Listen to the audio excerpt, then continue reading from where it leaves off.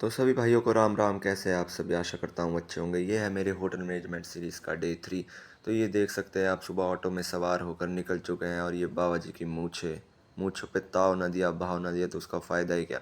दिलजीत दोसांझ ला ला ला ला ला करते हुए हम पहुंच चुके हैं पार्टी की तरफ। ये देख सकते हैं आर्यन भाई हमें कहते हुए न्यूज़ रिपोर्टर होना चाहिए था, तो सलामी देते हुए खुद को बॉर्डर पर ये देख सकते हैं आप। अब हम इन्हें सम्मानित कर रहे हैं कोट पहना कर, क्योंकि ये लेफ्टिनेंट जनरल कर्नल बन चुके हैं और इनके 3 स्टार वर्दी पे लग चुके हैं।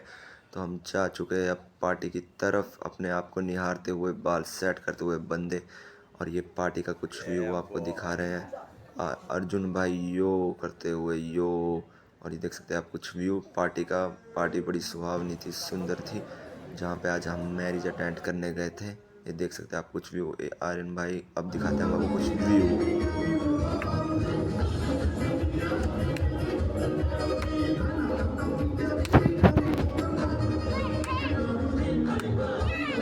बाकी अगला नेक्स्ट